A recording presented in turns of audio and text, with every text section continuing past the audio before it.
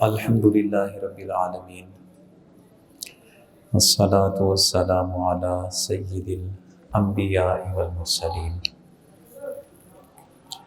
وعلی آلہ واصحابہ وبارک وسلم اجمعین۔ آج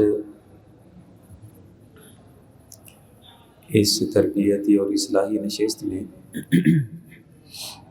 ایک حدیث طیبہ ہے جسے ہم سمجھنے کی سعادت حاصل کریں گے۔ اس حدیث پاک میں ہمارے نبی کریم صلی اللہ تعالیٰ علیہ وسلم نے 3 ایسی عادتوں کا ذکر فرمایا ہے کہ اگر وہ کسی بندے میں پائی جائیں، تینوں پائی جائیں تب بھی، اور اگر کوئی ایک پائی جائے تب بھی، اس بندے کو منافق آدمی قرار دیا گیا ہے۔ منافق آدمی تو پیشگی ہم یہ سمجھ لیں، منافقت کسے کہتے ہیں؟ یعنی زبان سے بندہ جو کہتا ہے اس کے دل میں ویسا نہ ہو، یعنی دل میں کچھ اور ارادہ ہے، زبان میں کچھ اور ہے، تو اس کو منافقت کہا جاتا ہے۔ شرعی لحاظ سے دیکھیں تو 2 قسم کی منافقت ہوتی ہے، اور دونوں کی مذمت قرآن میں سنت میں موجود ہے۔ ایک منافقت ہوتی ہے جسے اعتقادی منافقت کہا جاتا ہے، عقیدے کی منافقت۔ اعتقادی منافقت یہ ہوتی ہے کہ آدمی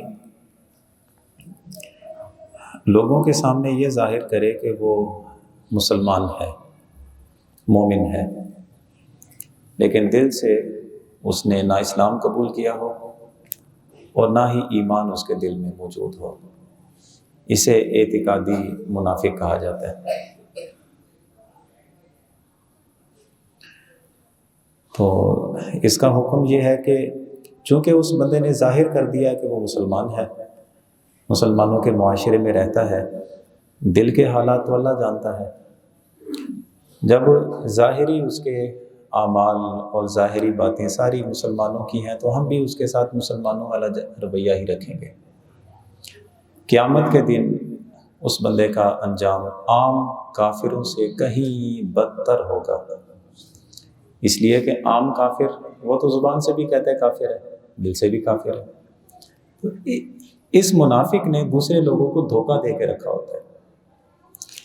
اس لیے اللہ تعالیٰ نے ارشاد فرمایا ان المنافقین فی الدرک الاسفل من النار، یہ دوزخ کے سب سے نچلے درجے کے جو مقامات ہیں، عذاب کی جگہ ہیں، منافق اس سب سے نچلے درجے میں ہوں گے، جہاں پہ سب سے زیادہ عذاب ہوگا۔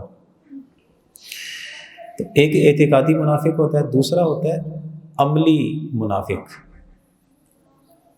عملی منافق اسے کہتے ہیں کہ دل سے اس نے اسلام قبول کیا ہوا ہے، مومن ہے، نمازیں بھی پڑھتا ہے، مسلمانوں والے باقی کام بھی کرتا ہے، لیکن اس کے عمل میں اب جو حضور نے فرمایا کہ 3 باتیں عمل سے تعلق رکھتی ہیں، وہ 3 باتیں جس بندے میں پائی جائیں وہ منافق ہے۔ اس سے مراد یہ عملی منافق ہے کہ عقیدے کا ٹھیک ہے، مسلمانوں والے کام بھی کرتا ہے، دل سے بھی اس نے اسلام قبول کیا ہوا ہے، لیکن کچھ اس کی عادتیں ایسی ہیں جو منافقوں والی عادتیں ہوتی ہیں۔ وہ کیا ہوتا ہے؟ زبان پہ کچھ اور ہوتا ہے، دل میں کچھ اور ہوتا ہے۔ اس کا حکم یہ ہے کہ جیسے گناہ کبیرہ ہوتا ہے نا، تو عملی منافق بھی ویسے ہی ہے جیسے گناہ کبیرہ کرنے والا ہوتا ہے۔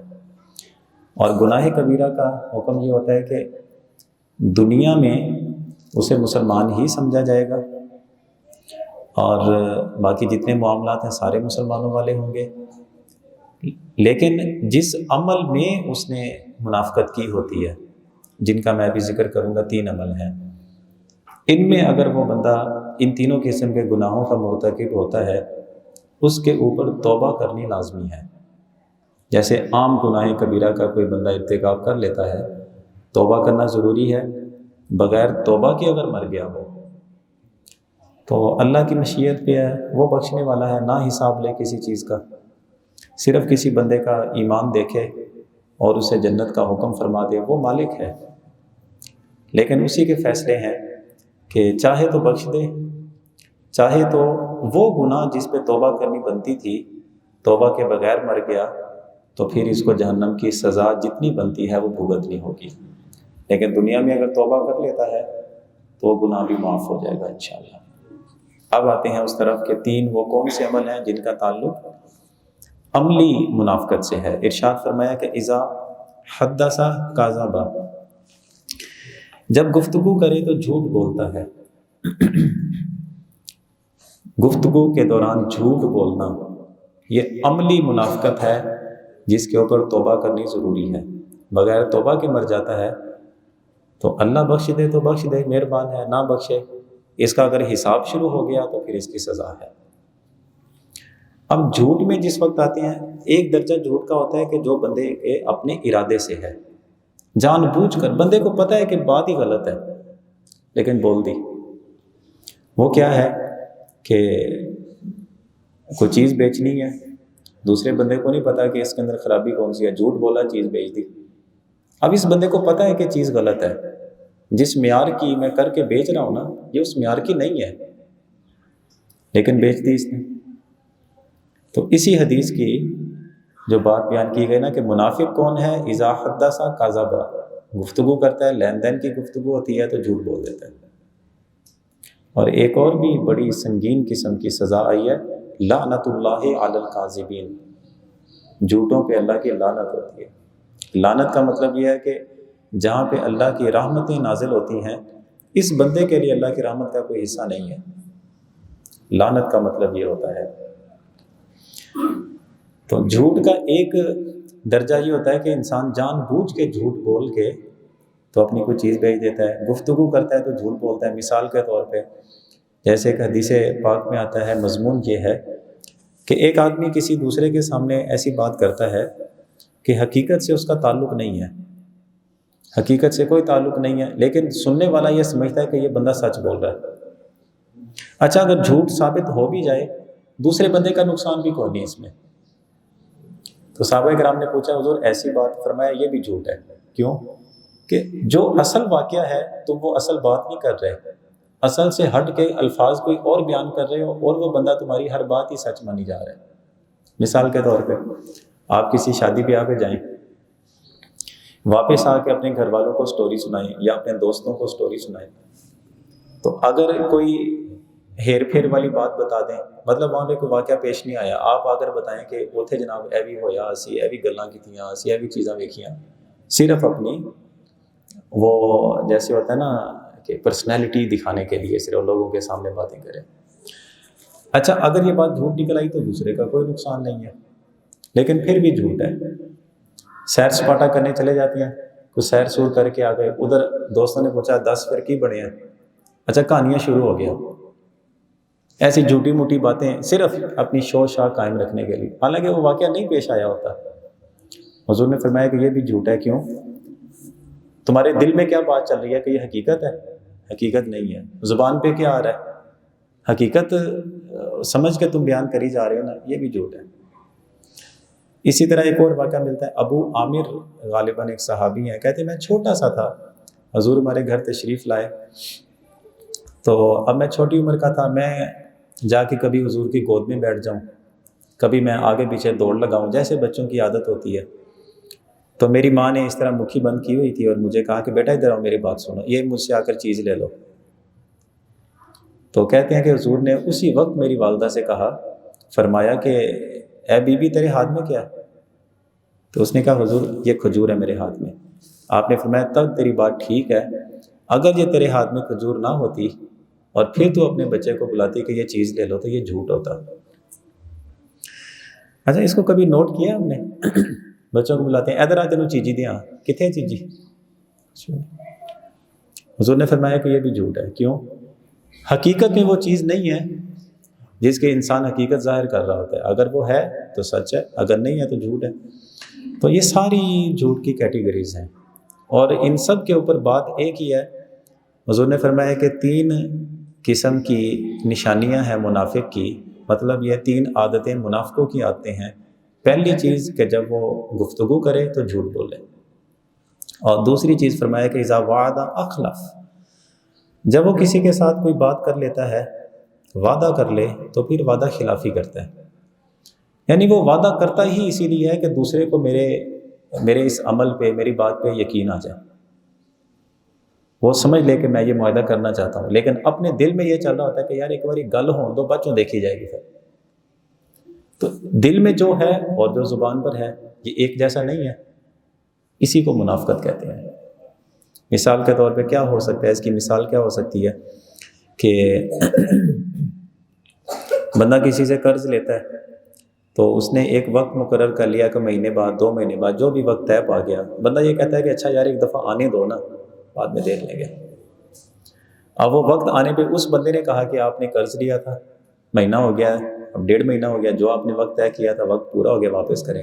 اچھا یار، پھر وہ رشتوں کو بسا اوقات سامنے لے آتے ہیں، دوستیوں کو سامنے لے آتے ہیں، مہلت پہ مہلت چلتی رہتی ہے. یہ جو کسی بندے کا مزاج ہو نا کہ آپ بات جب آپ کی پہلی دفعہ ہوئی تھی تب ہی آپ اسے یہ کہتے کہ آپ کو 6 مہینے میں ملے گا، اس کی مرضی دے دیتا، اس کی مرضی نہ دیتا.